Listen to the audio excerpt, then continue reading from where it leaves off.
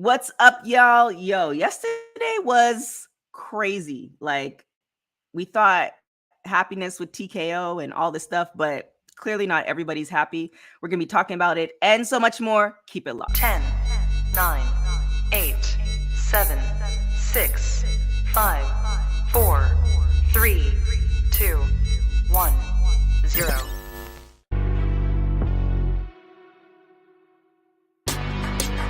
Women's Wrestling Talk, the #1 women's wrestling show on the... What's up, guys? This is Zoe Stark. You're listening to Women's Wrestling Talk. What's up, y'all? It's Friday. Thank you, Jesus. It's Friday. And I feel like the news is just going to keep picking up because we're in the fourth quarter. My name is TK Trinidad. Welcome to WWT Live on Women's Wrestling Talk, the #1 women's wrestling show on the planet. I am not alone. The professor is in the building. What's good? Ooh, I started to say happy Friday. I guess it's a happy Friday. I mean, it's a mixed bag, but we are here and TGIF for sure. That part. And Booney Mayfield's in the building. How are you doing? I'm doing well, man. I am definitely happy it's Friday, but it's just like a busy week. And yeah, it just seems like a very busy news day as well. So yeah, it's just, it's that. And then we go right into, I mean, I'm hoping there's a little bit of a lull because then we go right into NXT and then we go right into Wrestle Dream. And then it's like, it's we're Christmas. It's Christmas. It's pretty much Christmas. So with that being said, what in the world? All right. I mean, I was going to wait until he gets set up, but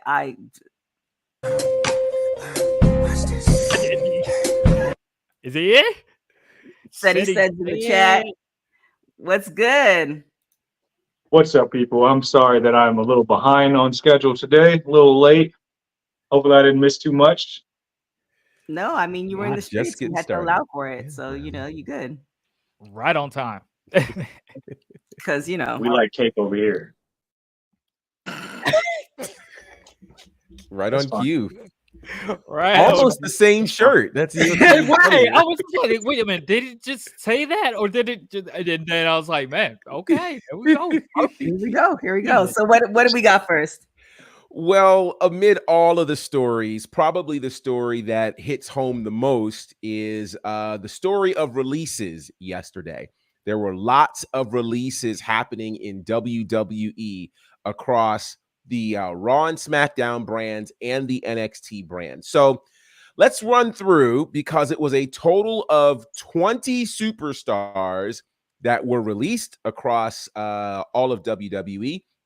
It included Mustafa Ali, Rick Boogs, Aaliyah, Elias, Riddick Moss, Top Dollar, Shelton Benjamin, Emma, Dolph Ziggler, Dabba-Kato, Dana Brooke, Mansoor, Marseille, Quincy Elliott, Shanky, Yulisa Leone, Kevin Ventura Cortez, Ike Manjiro, wow, Brooklyn Barlow, and Bryson Montana. Again, that crossed all of Raw, SmackDown, and NXT. We initially thought that superstars might be safe because really this time last week there were cuts that were happening in the corporate office, and now those cuts have moved to what we're seeing on camera. So I will say a couple of things. For one, remember, these kinds of cuts used to happen twice, maybe 3 times a year in WWE. This time around, we haven't had cuts in well over a year in WWE, mass cuts. We've not had that. Right. And certainly once the announcement, once the Vince McMahon situation happened and Triple H took over creative, things got quiet. Then all talks of sale. Then we got the announcement of the sale, then the finalization of the sale. So we've had no mass cuts in WWE for a solid year. So there's that. We'll get into some more things later, but certainly it's never a good day to see cuts in the wrestling business anywhere. And so certainly our thoughts are with all of these names. And a lot of people have different attachments to these names. But yeah, pretty tough day overall in WWE when it comes to this kind of news. So yeah, both are saying it feels like these were cuts that should have happened after Mania, but I wouldn't be shocked if the merger delayed it from happening, which I kind of, there's a lot of them where it's just kind of like, yeah, you haven't seen them in months. And some of them, even when you did see them, it just, I'm forever rooting for Toronto, and Aaliyah's a Canadian, and I want her to do well, but she's been with the company forever. Wow. A long time. Like, A and long time. it just wasn't hitting. Like the writers didn't get her or whatever. And she was happy getting that check and living her life and stuff. More power to her. But I think with the merger, new people come in, and it's just kind of like, we need to trim the fat. Where's the money going? And how do we use that money to bring in this person or numbers and all this stuff? So, I didn't predict it. I thought the superstar is going to be safe, but when you look at them, you're like, oh, we haven't used them. We haven't seen them in a minute. So yeah. I'll be completely honest. I didn't think the superstars were safe. Like I had it just based off of last week. I was just like, I wouldn't be too surprised in the next couple of weeks or in the next month that we're going to get news of. I didn't know as many releases, but I wasn't going to be surprised if they, ended up going in that way. And so on top of that, I wasn't really exactly shocked with the specific releases, as a lot hadn't been utilized in a while and everything. But still, at the end of the day, it's really sad to see all these passionate performers, lose their jobs out of nowhere, and so I think the elements I felt like was really also unfair were the releases of those that were in current storylines. Now, I from what I heard from as far as Mustafa Ali, was that he wasn't necessarily released, but his contract had ended and they didn't renew it, which isn't that much of a big difference. But it's like he had a storyline, and even Dana Brooke had a storyline really going on with clearly a heel turn like on the cusp, and definitely was interested in seeing how that was going to go once that became a rivalry. There was a whole story there that they had built up. So to me, I felt like it's like, well, if you were still going to plan on releasing her, it's just like, at least finish off, let the story just cap off, finish off, pass the torch to who she was mentoring, and then in that way. But it's just like, it just seemed like a big like, we don't care, type of thing. And so I don't really know the workings and the behind the scenes, but it just seemed like just woof, like there wasn't that much care about it. It was just so it was just, it's always unfortunate to see that. So I will admit that I wasn't too shocked, and but it still doesn't feel good to see. Said you look like you were going to say something. Oh no, go ahead. Go ahead. Oh no, it's challenging. And perspective is also challenging. Now, here is a perspective. Now, yes, absolutely, positively, I don't want anybody to misunderstand what I'm about to say.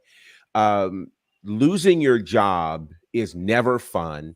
And I don't know, based on some of the reactions that I saw from some of these wrestlers, it doesn't look like they were aware it was going to happen. A number of them. I mean, the one with Emma, where she had posted literally a piece of news that we'll talk about regarding Australia, and then comes back 5 minutes later, oops, I'm released. Yikes. A couple of people missed the phone call and the like.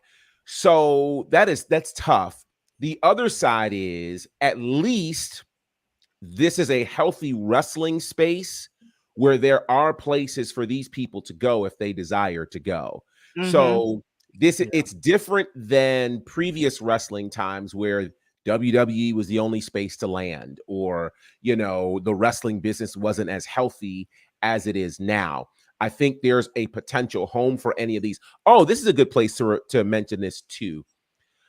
So what's kind of interesting, and it's funny because this time last week we were talking about Jade Cargill potentially leaving AEW. And earlier this week, we found out her contract, was up. So here's kind of the difference between contracts being up and people being released from their contracts. When you have filled your contract, if you have a 3-year deal and your 3-year deal is up, once it's up, you can go wherever you want as quickly as you want. It is only when you are released that you are locked into these 30-day non-competes for NXT or 90-day non-competes for WWE.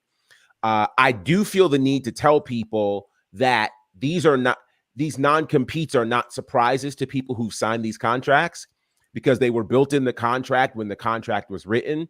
Nobody plans to get fired. Nobody plans to get released, but there is the understanding. It's not like, the company's being cruel and on top of firing you, now telling you can't go work somewhere else.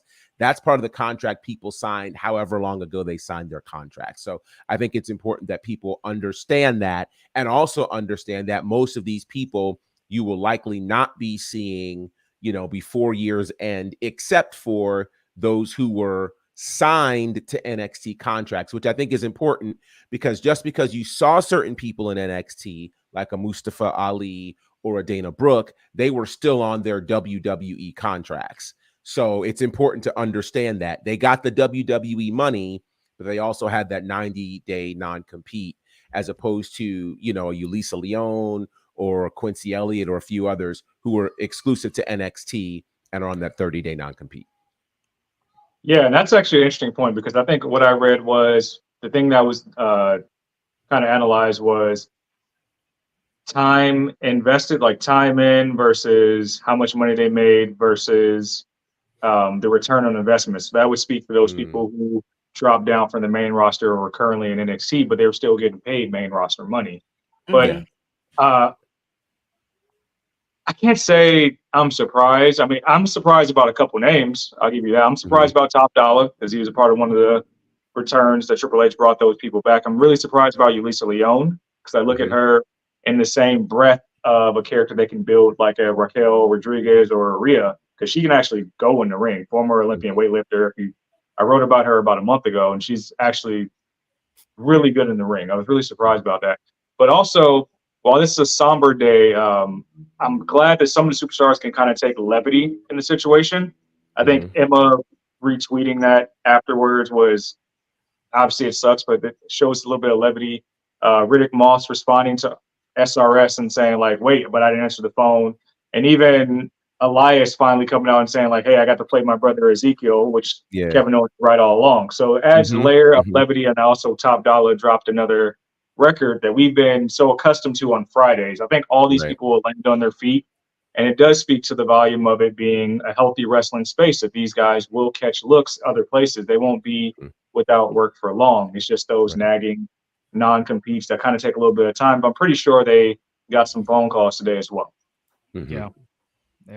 I mean, the good thing in the space that we're in this society is that I was actually just talking to my uncle about that, how the world has changed. We're in a society where there's a computer in your phone, and you can sit by the phone and wait for the phone calls from another promotion, or you can literally take if you did it right, you created your audience while you were with this promotion, and now you use your social media to create. I mean, what's her name did it from Hit Row when they first B-Fab. Yeah, she was, well, let me not say that part, but she was making a lot of money through social media during that time period. So the good part of it is if you did it right, you developed an audience that you can make money beyond the promotion. And then the next thing is, I personally think, because that's what happened to me in entertainment. When I got let go from my very first entertainment job, I'm like, yeah, this is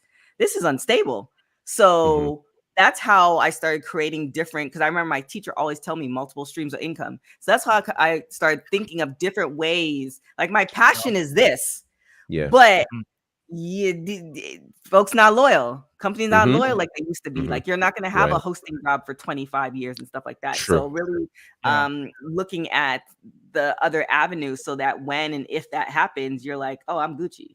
Like, you Yeah, know, yeah, definitely. so hopefully they have that. And, you know, I don't know. I don't know what it, with being a contract worker, what that looks like as far as unemployment and all the other things. Yeah. But hopefully they had a system built in place for something like this to happen.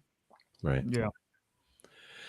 Yeah, we hope so. So we certainly wish all of them well. There are lots of stories involved, but there are also a number, and I think Matt Cardona was one of many who tweeted that, hey, although this is a difficult day, you get to choose if this is the end of a run or the start of something new. Something new, yeah. And we now can look at a number of examples of people who, once they were released from WWE, really had a chance to be fully free and be creative and find space. So I think Yeah. it'll really be up to all of these artists and wrestlers to decide, okay, what do I want to do next? What would I do if I had full creative control over what I want to present, and then prepare to present that. Yeah, there it is. What do we got next? Well, I mean, connected to that, there was a post from Mark Henry that was giving his flowers to Shelton Benjamin, and said, you know, thank you, Shelton, for being a beacon of hope for Black wrestlers all over the world. You know, and just there was a post before that was basically saying, thank you, Shelton Benjamin, for everything. The Hurt Business changed the game. So it was just really cool to see, you know, Mark Henry from the other side over at AEW, just showing that love. Like, yo, just know that you set a foundation that will be remembered and was very significant and important, you know. So salute to that for sure. I mean, yeah, I mean, I got to talk to him when I was with X-Pac show. I mean, I don't think we can, there's really nothing we can say. It's sad, but I'm really hoping that in the midst of the excitement of working for WWE, you know, there was some type of backup plan B just in Sure. case.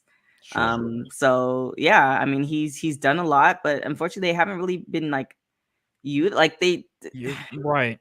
it's kind of Shelton one of Benjamin's a those. good locker room guy, though. I Yeah. imagine he mentored so many people. Like, Oh, for sure. and I'm happy that he got his flowers to stay up, like across the internet space, like the gold standard. Just growing up, like as far as like Black wrestlers are concerned, Shelton jumped off the screen and could actually compete with anybody. And I don't even think he really needs to do this any longer, because he's already put out such a wildly successful career. But I wouldn't be surprised if like people are banging on his door just for another run. Yeah. That's how good Shelton is. Yeah. Or just like a last run, because he's 48, Right. not to put ageism on it, but just kind of like where's your body at? And do you want to do this for a long time?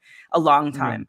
Like, you know, almost doing his last run where he goes to all the promotions and, you know, does those dream matches that we've been wanting to see, or see stuff that he hasn't been able to do because he hadn't had the opportunity in WWE in the last couple of years. So Yeah. I feel like it was just like within the past maybe 6 months. Do you guys remember when Shelton went on social media and cut that promo, like from his own personal account, about like opportunities, and it was like it went viral? No. I don't remember that. What was he saying? It was just like, I can't really paraphrase. It was just something that was so passionate that resonated with so many people that some people wanted to see that on actual TV screens. So maybe like Ali, we've seen Ali do a lot of different promos on his own that maybe writers just weren't on board with. Maybe we get to see something like that, where we get to see the mind of the person and the character they want to portray to an audience. But it wasn't that long ago that he did this promo. Yeah. Well, you know, it's kind of one of those things that, like, you know, for a lot of people can be looked at like, okay, this is the end of a season, and, you know, looking forward to the next season, what possibilities are there that they may end up actually feeling a lot more happy with, you know, more freedom in some kind of ways, and who knows, on some other kind of promotions can get a push that they weren't gonna get, even if they would have remained, you know, just in the background collecting that check, just not feeling as fulfilled. So, you know, this opens the door for so many other kind of possibilities for for a lot of these talented people. So just, just echoing what, TK was talking about, is just like, we're in a day and age where you can really take advantage in so many different directions when these people have fans, they have a platform, that they can continue, to move forward with and being creative with. So there it is. What do we got next? Well, since we're shining a lot of love on people who have departed, a lot of love went out to one Dolph Ziggler, who was amongst the names of the people who were released. And a lot of people had a lot of great things to say. Mandy Rose, The Rock, John Cena. I even thought I saw Chris Jericho. And they shared this great graphic, which really just kind of chronicles just how much he has done. It's really quite incredible when you think about all of the things that he has done in the WWE. Nearly 20 years. The concept that this man has had over 1,500 matches on television. Man. That is and that is mind blowing. Third most. That like blows my mind. That is an incredible stat, multi-time world champion, NXT champion. You guys see all the stats there. Many have argued one of the greatest Money in the Bank cash-ins of all time. Lots of memories for Dolph Ziggler and lots of people who had great things to say about Dolph Ziggler. So again, all kinds of things pouring in for these great wrestlers who have parted ways with the company. And you end up wondering, for people like Ziggler and Benjamin, who have almost 20 or more than 20 years under their belt, what's left? I know Dolph had been splitting time between, hopping on the comedy circuit and the WWE circuit. This could give him the opportunity to fully pursue that if he wanted to. So we'll see where everybody ends up landing. I think everybody has a choice at this point.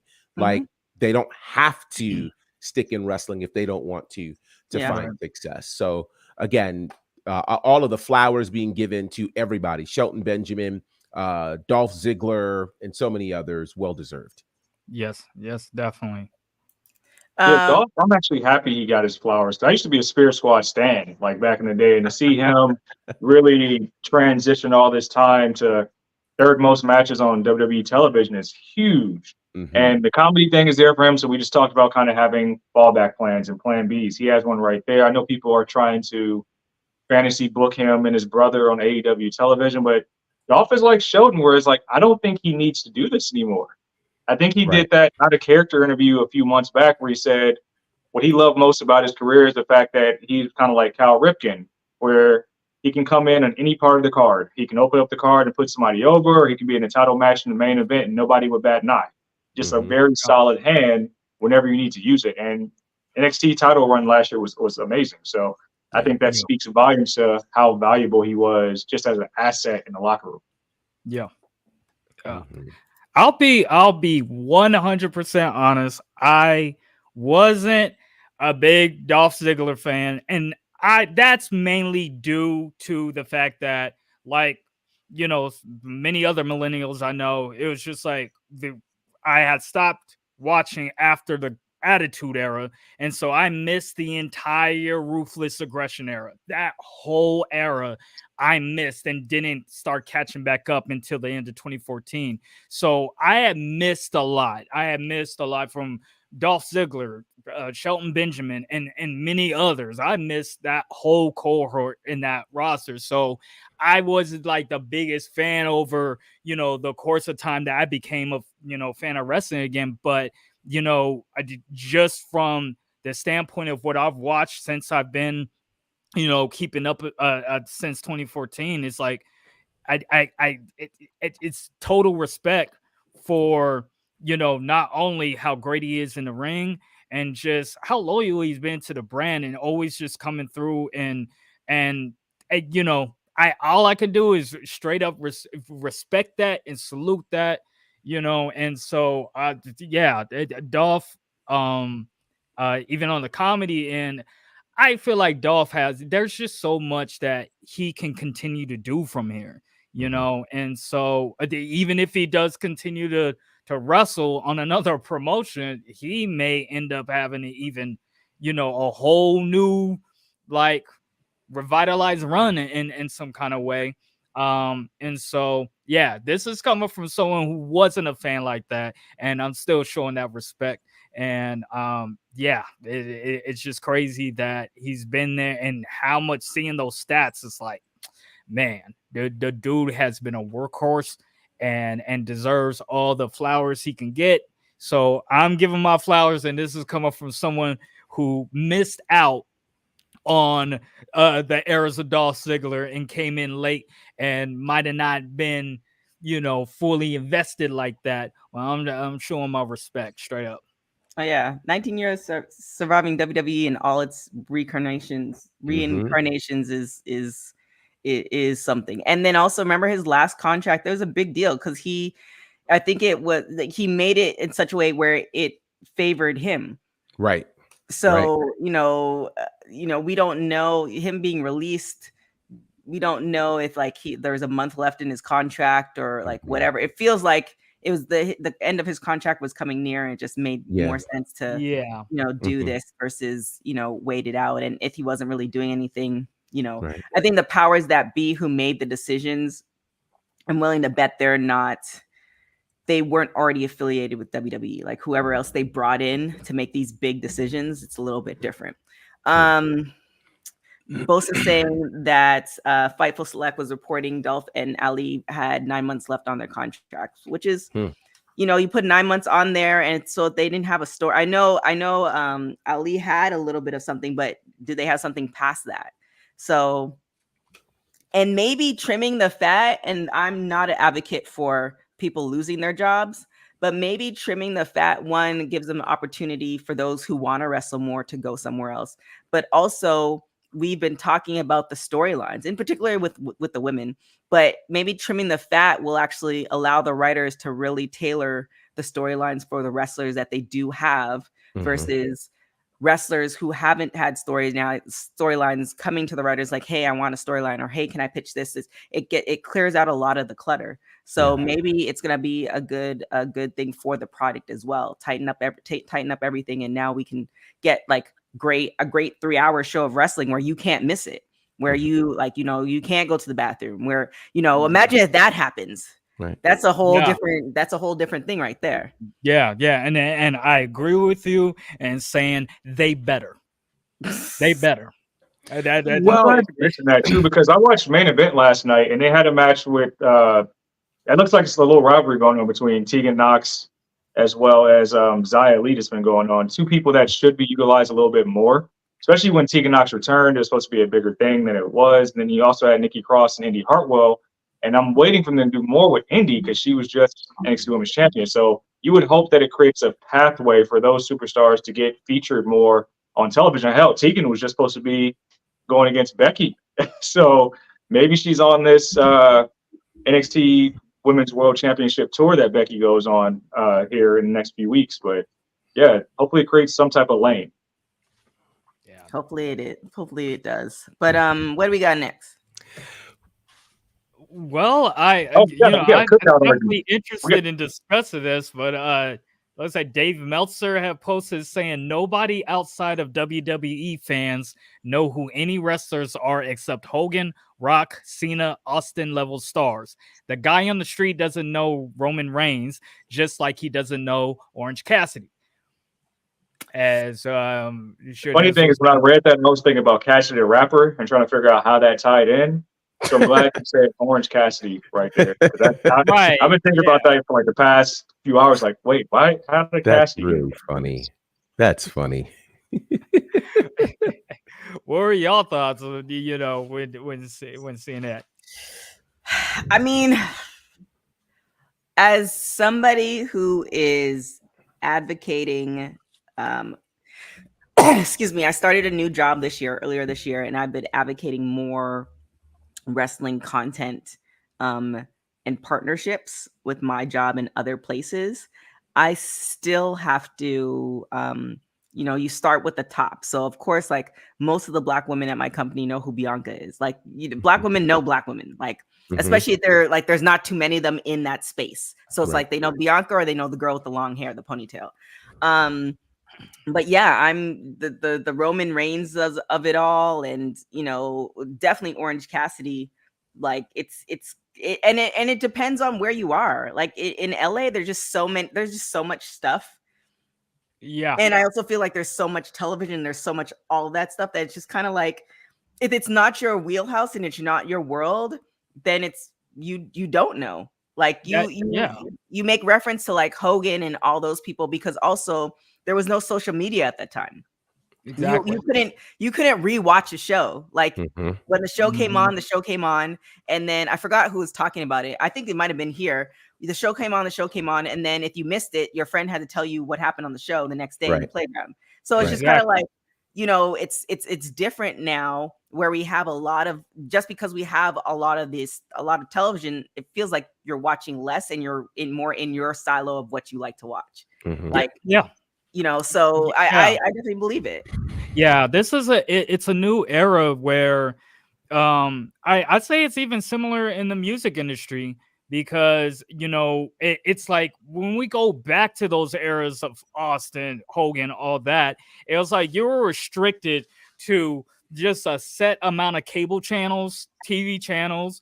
You were set to the radio, and that there was only like MTV, BET, VH1, and that's all you were going to get. But now, once everything opened up with social media, you have so many people independently putting out music, and you got so many different artists, so many different subgenres, you got so many things, so everybody doesn't have to pay attention to the same things. That, you know, everyone's not restricted to the same channels, the same. Some people still listen to territorial radio, and some like only just listen to playlists, and some people don't listen to playlists on Spotify. They just make their own and only listen to the stuff they want to listen to. So it's just like people have more choices of what information they're taking in. So it's just like, you know, it doesn't surprise me that, you know, some people wouldn't even know about Roman Reigns. Well, it's just like people are watching. There's so many different streaming platforms, so many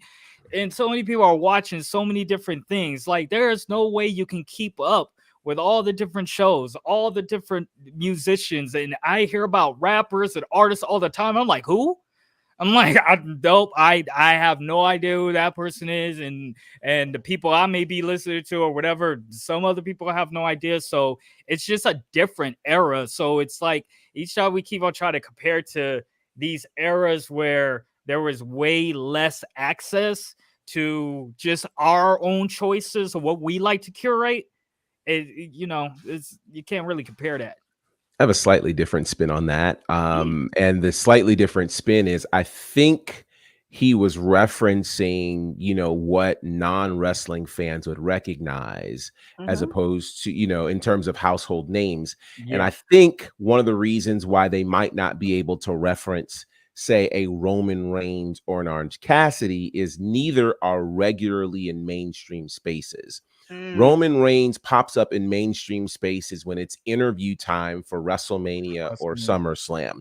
But TK, you expertly mentioned that they know who Bianca Belair is. And that's because Bianca Belair is doing commercials. She's doing multiple interviews in multiple spaces. She'll be on daytime TV, et cetera, et cetera. So I think, you know, the two examples that he mentioned aren't necessarily fair examples in terms of those guys, while popular, are also, for the most part, not in mainstream spaces, as opposed, which is not to say that the current wrestlers aren't found in mainstream spaces. It's the one so for instance, they may not know those two, but we've on here talked about how they know Bianca and Jade, right? So it's who's in mainstream spaces that would get people's attention. And I don't know that that's necessarily a function of wrestling not being popular, et cetera, et cetera. Roman, for the most part, has chosen not to go in those spaces. He's had access. He's just chosen not to and only goes when necessary. I don't know how many mainstream spaces in Orange Cassidy has been in. And it would kind of somewhat go against his gimmick of sorts to do a whole bunch of talking in interviews. So I don't know that those were the best examples for Meltzer to use, because we definitely have examples of wrestlers currently who are known by people who don't know pro wrestling. But I like this argument. Like, I I like mean, this argument a lot. Sorry, but like who? So first, Dylan has the question. Roman was in Hobbs and Shaw, and he was. I just looked it up. He was in 2019. But the problem with that is, there are a lot of wrestlers, because I can't even remember what account it is, but there's an account where they reference the wrestlers who've been in like the Bernie Mac show and all these other shows, and it wouldn't even dawn on you because they look normal. Like, they're not playing the wrestler in the show. So like nobody's going to really realize that that's Roman Reigns. They're just going to be like, oh, that's like a hot guy in the movie that's playing whoever. Like and it might be referenced in an article or stuff like that. But like, other than, Bianca and Jade, like which other wrestler mainstream media does somebody know outside of The Rock? Yeah, I mean, and I think the other thing to mention in that too is, even in those eras, there was always 2, maybe 3. There was never an era where we had, say, 5 or 6 wrestlers who were all in the mainstream all at the same time. It was always kind of that cream of the crop, whoever would be at the tippy top ready to make that particular move. So I think that is, again, kind of indicative of pro wrestling's ability in certain spaces. And again, it's an in certain spaces kind of thing, because, for instance, I think this week with what AEW did in New York City, this is one of the first times we really saw them blitz a major market like New York City with interviews in major spaces, whether it's MJF on CBS or Swerve on Hot 97. We haven't seen more of that. And if we get to see more of that in those kinds of prominent spaces, this becomes a different conversation. But it takes time. It takes time. Someone mentioned Sasha. I think that's probably a good one because of the Mandalorian. But to that end, it's still again, it's the Mandalorian, right? It's not like if people saw her picture, everybody would non-wrestling fans, and that's what we're making. And your definition of mainstream media is different, right? So you have Sasha or you have Swerve going on Hot 97. Sure, that's in the silo of hip hop music, right? Opposed to you have Bianca going on, a show the Today Show, a daily, just a regular show that anybody of all race or whatever listens to. Or you have her on Self Magazine, which caters to all types of women. Like the mainstream of it all is like, I think it was Dylan maybe that referenced like Becky Lynch, even Becky or Bobby, referenced Becky Lynch. It's just kind of like, but I am 90, and I'm tempted to do a TikTok thing of this. I am 98% sure if I were to show those names to anybody in my office or just randomly on the street, and even Bianca's kind of a stretch, because if you're not in the fitness element of it all, you might not know. Whereas Hulk Hogan, go ahead. I was gonna say timing also being everything too. So one of the things that helped a Hulk Hogan is you had the WWE getting ready to burst at the seams, and the creation of an MTV, and the two of them saying, let's work together. So you had that partnering with a Cyndi Lauper showing up on regular wrestling, which she was a massive star. Then you bring in a Mr. T, and now you've got a space where Hogan and Mr. T the night before Mania are hosting Saturday Night Live. And you have, again, so this is one of those moments where there was a great business decision made between Vince McMahon and the folks over at MTV that said, hey, we're both about to blow up. Let's partner. And at that time, do something that hadn't been done before. What's hard now is we don't have a lot of spaces where we can have these kinds of partnerships that decide to do something that has never been done before. We might get into, if we have time, some of the business things that might create that. But the other thing too, that is NBC's partnership with the WWE that started back then, that birthed a Saturday Night's main event that put the WWE on network television, So those kinds of things, it's those kinds of moments that start putting people into that mainstream conversation. We don't necessarily have those kinds of partnerships and moments that are happening that facilitate that. Can I mention one thing that we are leaving out? Just that aspect. We're all millennials here, right? Correct. So let me just basically from a millennial standpoint, because I was born in 83, and I state this all the time. The reason why there's so much nostalgia type of stuff for millennials that's always pumped, because I'd say the 80s and 90s was like the biggest boom of pop culture across all kinds of spaces, because it wasn't until really the early 80s and that action figures started coming into play, and the toys, all the different things, video games, because was all new, all this stuff.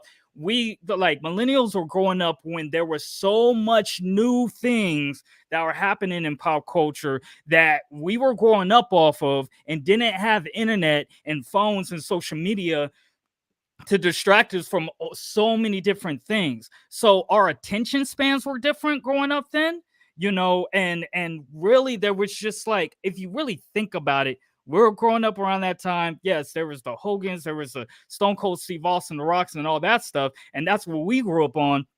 But if we think about our parents at the time and our uncles, or all the people those people that weren't wrestling fans and weren't watching wrestling like that, a lot of them didn't know exactly who these people were until later, once it's like The Rock was less into wrestling and going more into the Hollywood landscape. And that's how my mom became more aware of him and other wrestlers, when they're really not wrestling as much anymore and they're more on television and stuff. And it's oh, that's where they came from. But it wasn't like they knew when they were at the height of the Attitude Era and whatnot. So I'm just keeping in mind, it's just as a millennial, it's we had different kind of attention spans, and and the height of all the wrestling buddies. Come on, when that came out, it was just something so crazy that we remember to this day. And it's just action figures have been, toys and all that stuff has been prevalent since for the longest time. So you add in all that, and the kids of the era of the past 10 years, it's yeah, you got some that were into wrestling, but on the mainstream level, it was the era of all the superhero movies, all the Marvel stuff. So people are just all into Iron Man, Black Panther, all this kind of stuff, while we weren't having that many of those movies. Yeah, we had Batman and a few things, but the wrestling, that was our superheroes for a lot of us at that time. So again, it's a different generation too. So there's those differences too. But yeah, that's just thoughts. It's an ongoing argument. Yeah. And I'll just echo the fact that Uncle Dave is likely right. And to wrestling fans, you just got to realize. Did you call him Uncle Dave? He I did. think a lot of people call him Uncle Dave. A lot of people do that. I've never called him Uncle Dave. Whatever. Hey, we don't. I was just clarifying. Go on. My bad. Go on. Whatever. He's right, because I think wrestling fans are a little bit in too deep on this one, because you're probably too close to it to where you want to believe something is bigger than what it is. And let's not make a mistake here. Roman Reigns is not Beyonce. He's not Michael Jackson. He's not that much of a household name. And granted, I saw people responding and kind of outrage a little bit to say that he's not that big. But I did see a soccer game, Arsenal game, where they was playing Roman Reigns music during the intermission, stuff like that. Stuff like that happens to wrestlers all the time, but I'm guaranteeing you a lot of those fans in the stands don't know where that music comes from. They might just think it's a regular audio bed, as opposed to the 90s, where you get guys like the Macho Man, the Ultimate Warrior. They were doing Arsenio Hall. They were showing their personalities on nighttime television. So it's a little bit different now. I would say it's probably a 70-30 thing. where you go to somebody on the street, you show them a picture of a wrestler, they might know who they are, but most of the time, probably not. But The Rock is like so identifiable, if you want to say that, that you Mhm. know him just because he's everywhere. He oversaturates himself, just like they used to do with other wrestlers back in the day. But now it's not so much. I mean, yeah. I mean, I guess Uncle Dave was right. Um That's not a thing. That's a thing. Dylan said Dylan is backing you up, but Dylan also, thinks that you are the EST of WWT, and he probably bought the shirt. So I mean, I mean, Dylan's kind of That's biased. a thing. I didn't But just come up with that. That's a thing. okay, all right. Yeah, I learned something new today. I mean, we learn something new every day. Look at that. Yes. We do. I can't say uncle. He's like 60. You can say uncle. I'm not. I don't know, man. I respect my elders. I was brought up the right way. I respect my elders. I let them, have that. Yes, indeed. Alrighty, there it is. What do we got next? Well, let's make sure, because time is fleeting. Let's make sure we get to some of the other massive news that happened yesterday. Before we heard about all of these releases, we heard about some media rights news. Now, we have been kind of keeping you on board with what's going on with the media rights battle for SmackDown and Raw for WWE. For those who don't know what I'm talking about, Raw is on USA till 2024. Fox had SmackDown till 2024, billion-dollar deals. And so one of the reasons, the impetus for this sale was because of the media rights situation that was coming up.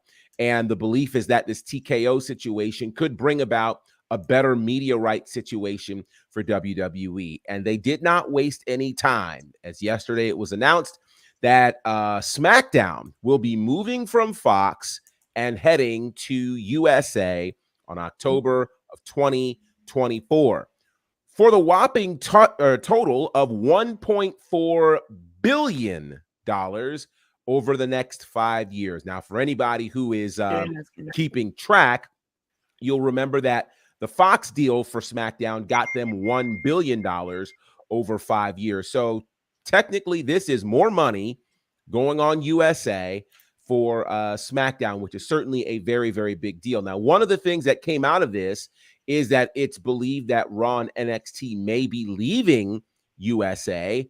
And again, those rights are still up for grabs right now. Some are saying NBC Universal could be, the top runners for that. There are lots of other opportunities potentially for that. But as big of a news story as this was, we would find out later in the day that the news story was released on this same day intentionally while these releases were happening. And the reason for it, according to people close to WWE, is they believed that this news of the media signings, the media rights and Elimination Chamber moving to Australia would kind of, for lack of a better term, soften the PR blow relative to all of these releases. So their thought was if it was a day just of releases, that it would get solely bad press. But the idea that we had the SmackDown news, the Elimination Chamber news, their thought was that somehow would soften the blow. Hence the reason why these news items were announced at the same time, because there were a lot of people who were upset and saying, man, how could WWE on one day announce a $1.4 billion deal and then go ahead and eliminate 20 people? Doesn't exactly happen like that chronologically.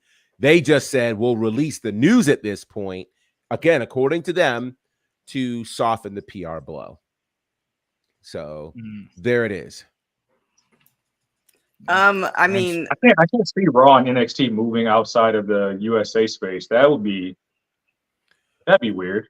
Well, it's happened before, Raw. But it's been like what, 15? No, it's been a while. Years. It's been a while.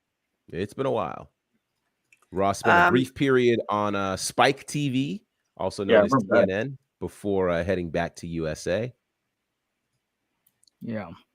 Would you say you're happy to see SmackDown come back to USA, or does that even really matter? You know, I Just go back actually to think it's yeah. good.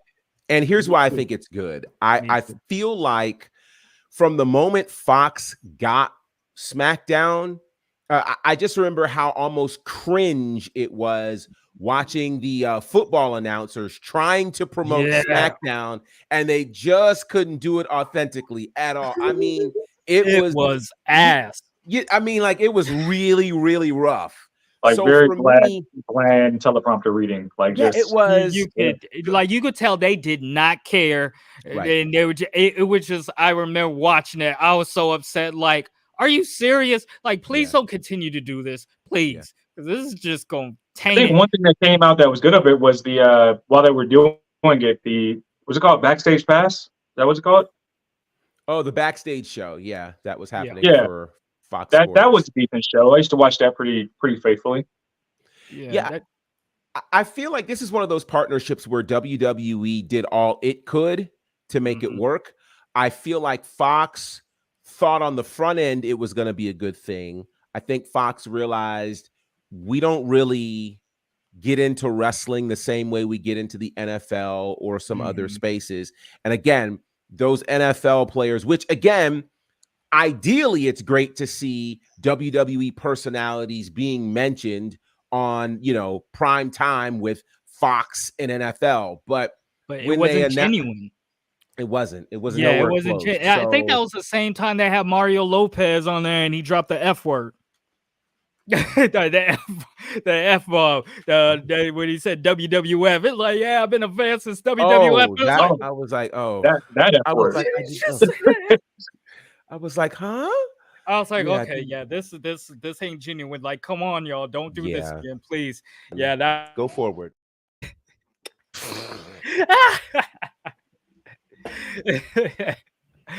So So yeah, yeah, it's I think this is a good move for WWE.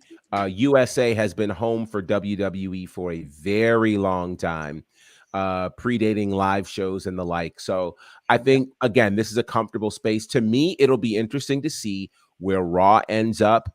There's talk again. We won't know until it's finalized, but there's talk that Raw may leave Monday nights depending upon where it Oh, goes. wow. Yeah, huh? yeah.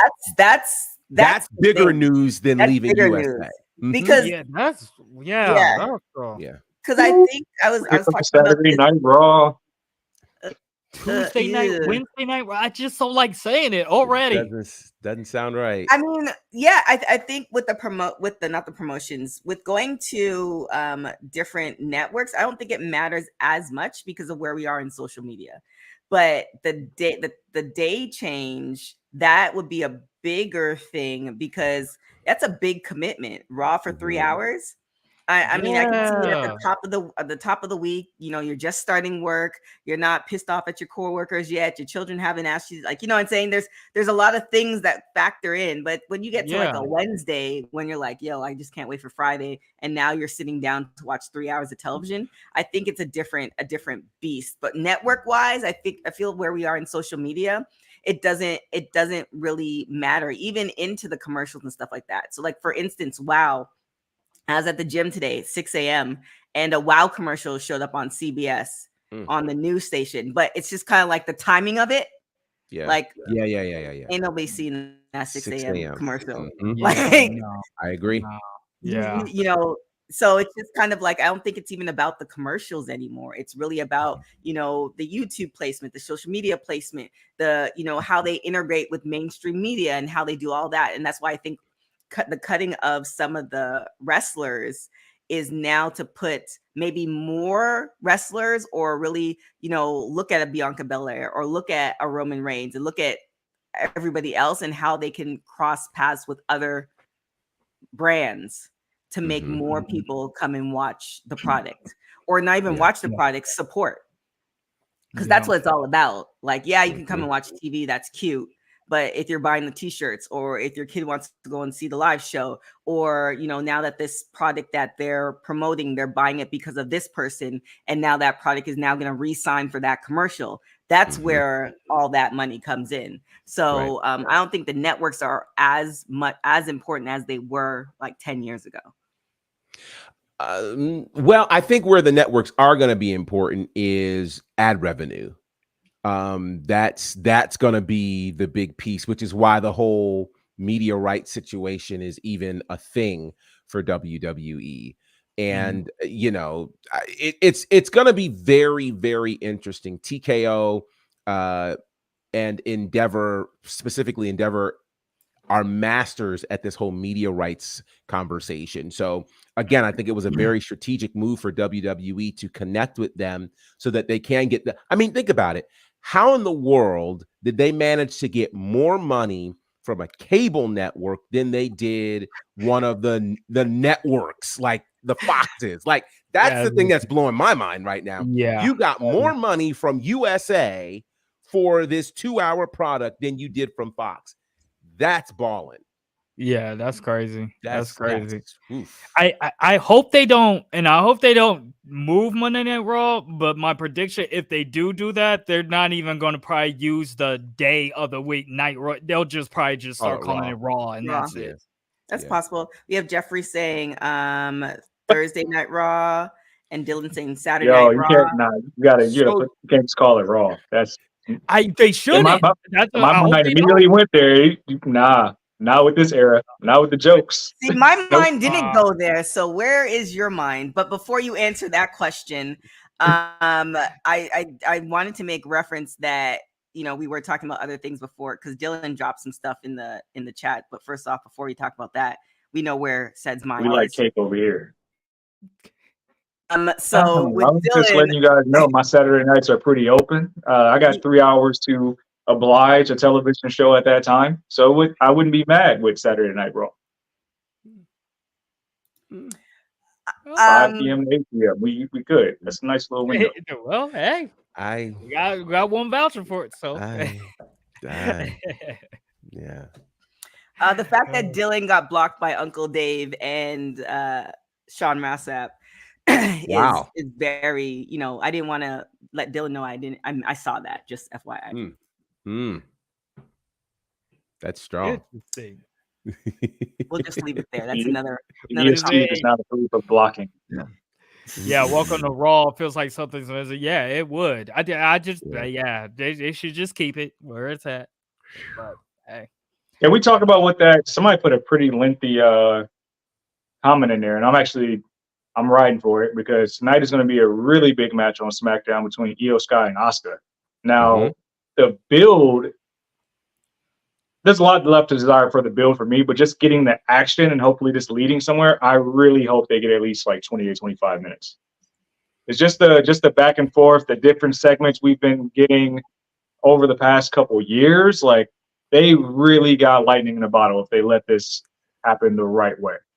Yeah. Well, I don't know that they need 20 to 25 minutes tonight. I think this is the start of a thing, right? I don't think this is one and done. I think it's the start of a thing. So I think save the 20 to 25 minute classic for pay-per-view, but tease us. Like, give us the start of a really good match. Don't let it have a clean finish.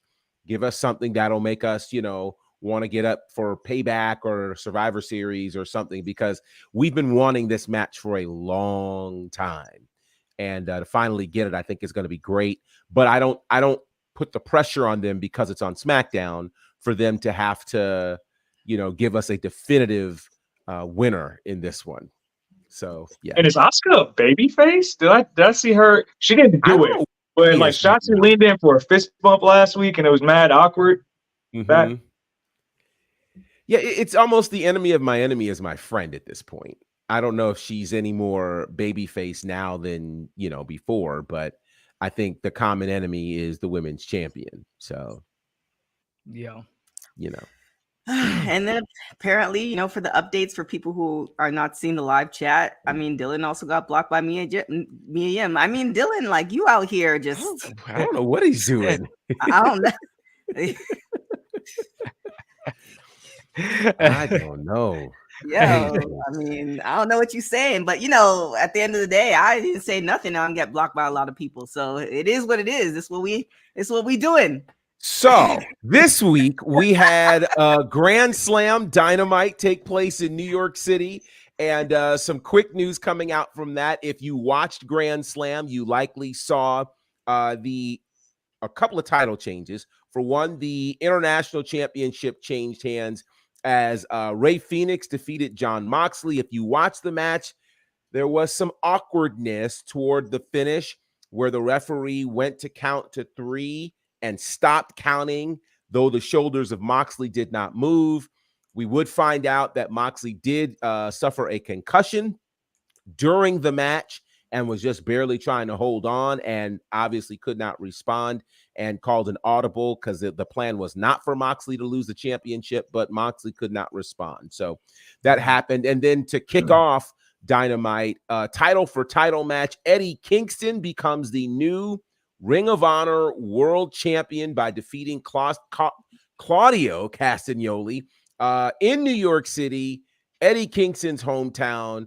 In an era where we don't usually get hometown stuff done right, this was done right and done well. And so congratulations to Eddie Kingston for, again, talk about somebody who has really turned things around in the last 3 years. I mean, he kind of came into AEW on a whim. And one of the big stories, he had just come out of the NWA, and coming through the pandemic, he literally had to sell his wrestling boots, to kind of get things going. And here he is now, a dual champion and finally a world champion. So congratulations to Eddie Kingston. Just awesome. A great story. And shout out really, I think, to AEW, who had several quarters where they crossed 1 million viewers during that Grand Slam episode, which I thought was great. They had 5 matches. They let them cook. A lot of really cool things happened. So shout out to AEW Dynamite. Grand Slam was a great show. Yeah, that match was really, really good. And Eddie Kingston, I just feel like he is like that guy he's like that guy that's misunderstood.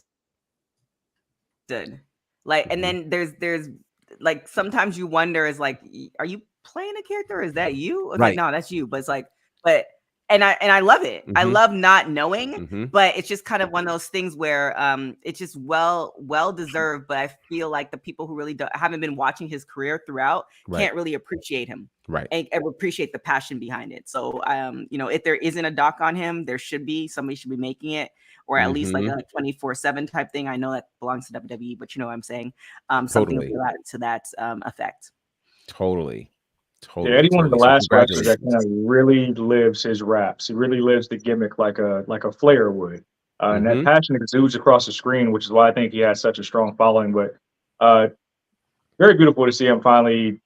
I don't want to say that rivalry's over. I think that's a forever thing, but to see him get that moment, especially to open the show, was really good to see. Very true. Let's talk about. Did you guys see? I mean, Impact. Wow. Impact 1000. That was it. I mean, I've always referenced Impact is like that show that just keeps on going no matter what. Talk about grit and tenacity. And yesterday it was just a great content from beginning to end. But the women's match, man, so many great moments. So many great moments. Like, I can't even it was just a great match. So anything that stuck out to you guys from Impact? For me, I'm still moved by how they started this episode 1000 last week. First of all, the way they did this Impact, the episode 1000 was so big that they spread it out over 2 weeks, which I think was a positive and wildly appropriate. But to start and basically bookend this with the knockouts says to me that they realize what on earth they have. They realize that they really have been the forerunners for women's wrestling, the women's evolution. Before we even knew to call it that, they were doing that. And so to see the multiple generations of wrestlers represented, to see everybody still able to go and go well, the stories that were told, kind of the dream match moments that we had. Absolutely brilliant from start to end. And it's funny, I posted a video about them today, just about the impact of Impact. Like, it's crazy. I call them the little engine that could, right? Mhm. And a funny thought that people don't realize is they have been around 3 times longer than the original ECW. They've been around longer than the formalized WCW. You never think about Impact in that regard in terms of outlasting both of those companies, which people talk about a whole lot more. But there's an Mhm. awful lot of legacy for Impact Wrestling, and I think they did a great job over these last 2 weeks, really chronicling that. A lot of companies, when they do these celebrations, they just kind of go for the cheap pop and grab a legend or a name that might get them a rating instead of actually celebrating what they've accomplished. Impact actually celebrated what they accomplished from start to finish. It was amazing.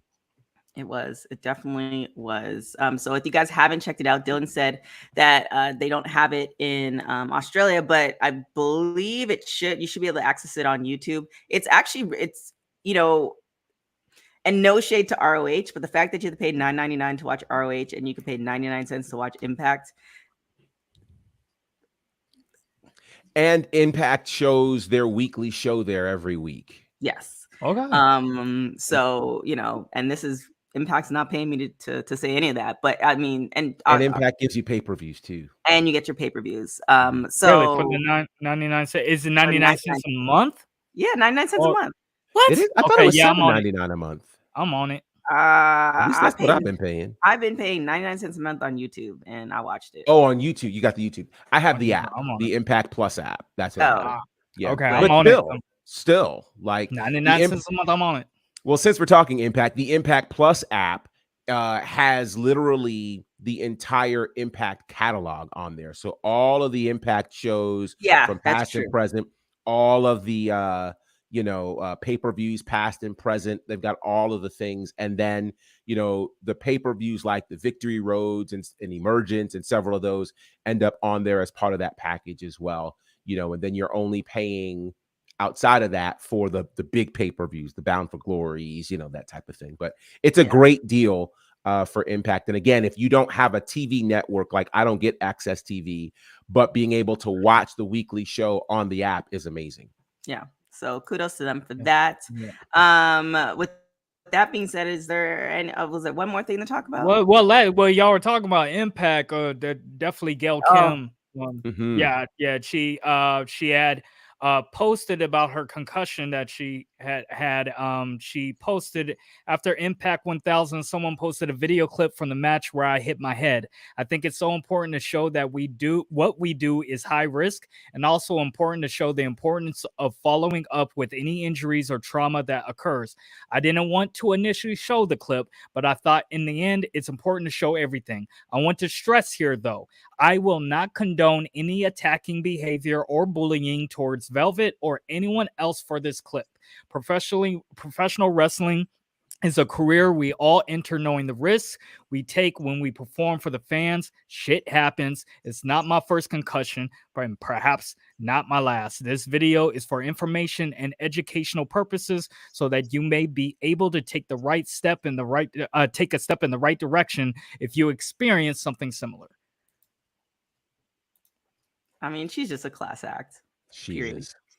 Like her entrance, like I'm forever oh yeah, well, I'll finish this before I get to what Dylan said. I'm forever grateful. Like I said, she was like guess either number 2 or 3 on Women's Wrestling then weekly. And she didn't have to be. So I'm forever grateful. And when I met her in person, quite a few times. And this goes for a lot of the women's wrestlers, is just they treat you like family. And it's really a nice feeling because they have so many fans. So kudos to them for I don't know if they're, acting or not, but whatever they're doing, they definitely make you feel appreciated. And I appreciate them for that. Dylan saying breaking news. WrestleBoats just tweeted that there's going to be more releases, which I heard today too, that there is going to be more talent releases coming, which is unfortunate. But again, if it's the trimming of the fat, so we get a better, more concise product, will Raw be 3 hours still? I was going to mention that if this thing moves, for instance, does Raw need to be a third hour? If they're able to get the kind of money that they want to get without having a third hour, but I will say this. I do feel like, TK, you said this several shows ago, and I think the more we see it, the more it rings true.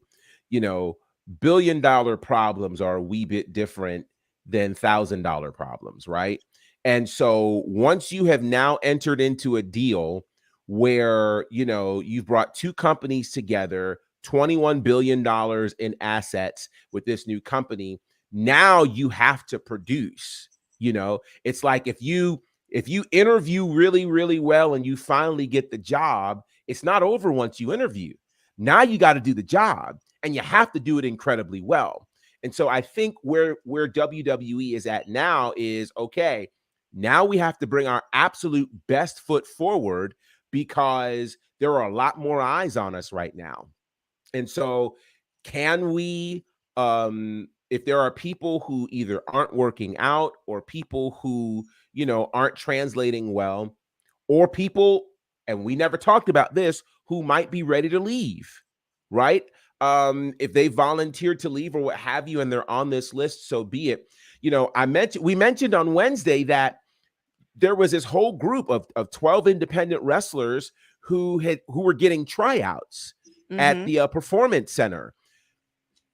If there's room being created to bring on this additional talent, yes, we're thinking, oh, all these billions of dollars, but we don't know what the operational budget is for these kinds of things. So I just say, we'll see. Pray for everybody. Yeah. And like I said, I think we're really in a good era that, I don't think nobody wants to lose their job. Nobody wants to get fired. But we're in an era that, if you have tenacity and you want to work for it and you see your vision, you just create your own table until somebody else comes alongside and wants to partner with you, or they might not. And then you have people who want to support you. There's so many different ways. Right. It just takes a lot of work and a lot of grit. With that being said, I feel like this is a good time to button up everything. And while we're waiting for Booney to come back, Seti said, what's the plans for this weekend?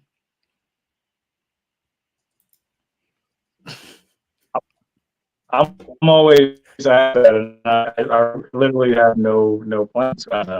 Just work. Just got back from the island. I'm chilling. There's nothing monumental happening over here this weekend. Just got back from vacation. We like cake over here. Oh.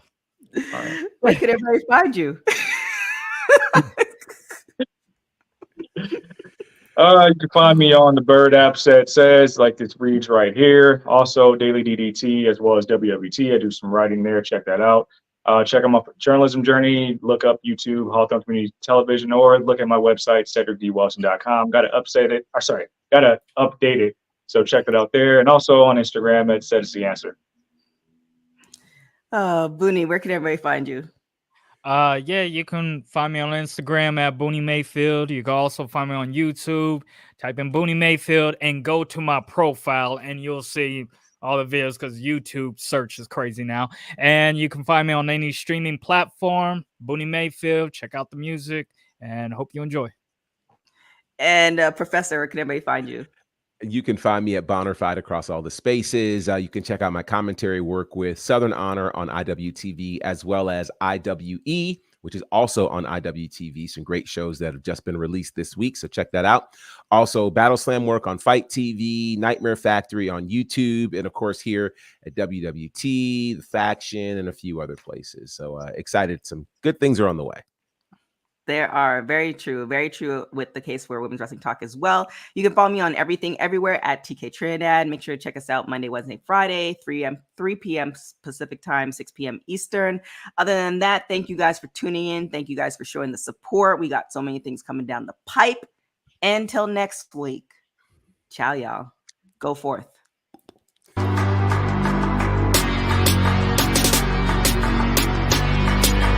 Women's Wrestling Talk, the #1 women's